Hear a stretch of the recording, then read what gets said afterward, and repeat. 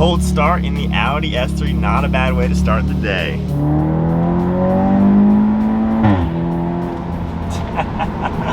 Alright, so today we are going to feel out the new H&R lowering springs, but first I gotta go get an alignment on the S3, get everything dialed in.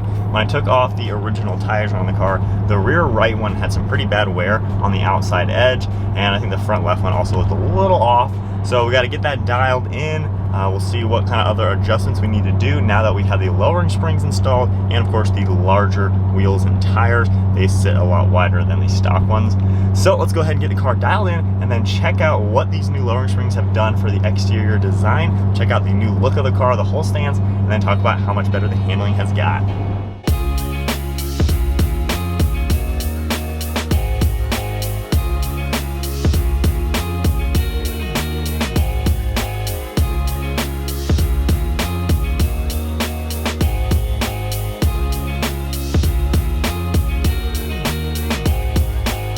Right, so the alignment is squared away now. Looks like the toe is just a little bit off for the front and in the rear right. So that should definitely make the car nice and square now. No real camber adjustments. That's around -1, so pretty spot on without having to worry about any aggressive wear or anything.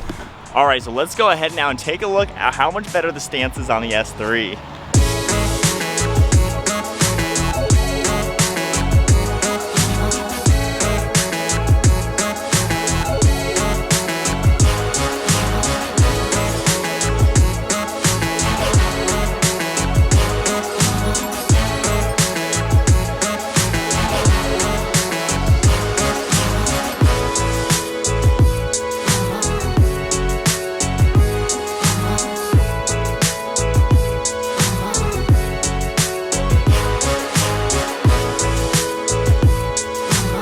So then on to the driving.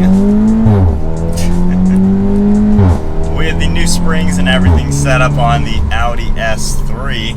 So we'll go into comfort mode, automatic, turn traction back to normal.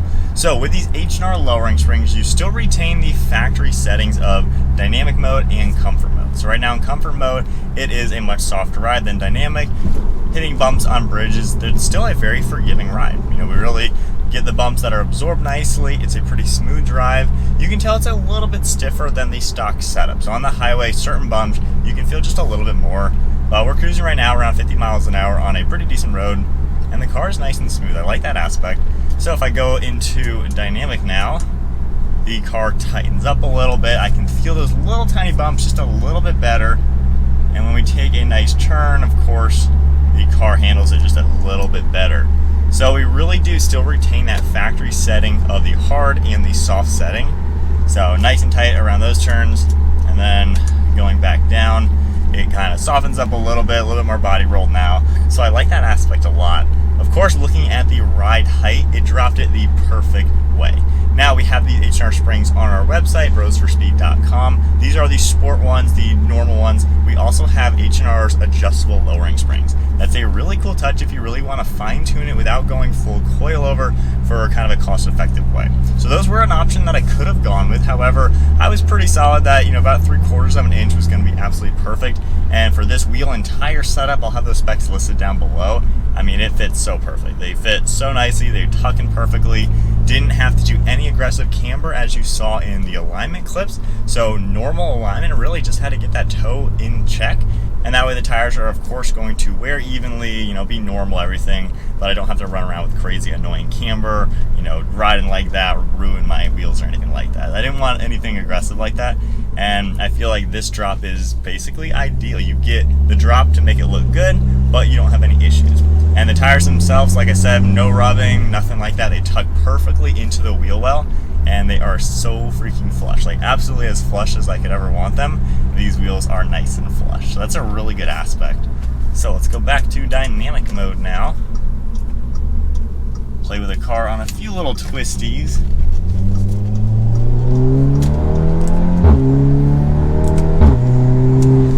Nice and planted. And with the more aggressive offset, now that the wheels are sticking out a little bit farther, the car has a lower center of gravity technically, to where when you're turning it, you know, the lowest point is farther out. So it's going to handle a little bit better being dropped almost an inch.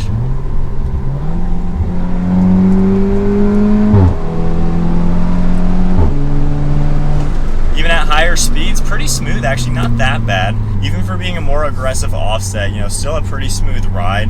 And I think with these springs, you know, you're not really going to be sacrificing for these. And that's why I like lowering springs, especially on a car that already has the magnetic suspension stock, just because you retain all the factory settings, but you get the extra fun factors. All right, let's do it at launch control. This car, I gotta say, is really impressive in launch control. I'm gonna try it one more time now. So full stop.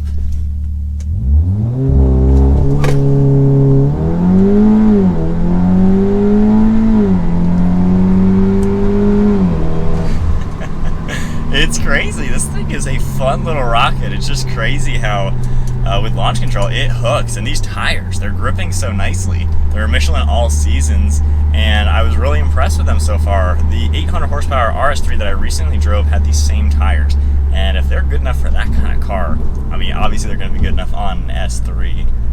But really, really nice setup now with the suspension, wheels, and tires. Oh man, the car just really comes to life as far as how good it looks. And then now we of course have a little bit tighter handling. And not that there's crazy amount of power, but there's really no squatting or anything when you accelerate. It's just a nice straight acceleration.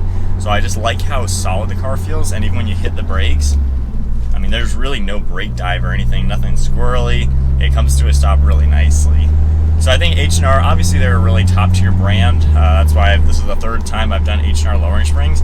Like I said, you just get what you want out of them. You get a really good solid ride quality, no sacrifices, and a good conservative drop to where it gets the car basically looking exactly what you want it to look. I'm not the one to have a slammed car on the ground. I'm not a fan of that. I'm not a fan of the airbags, the crazy low coilovers to where you just have it as a GTI in front of us tries to rip on it.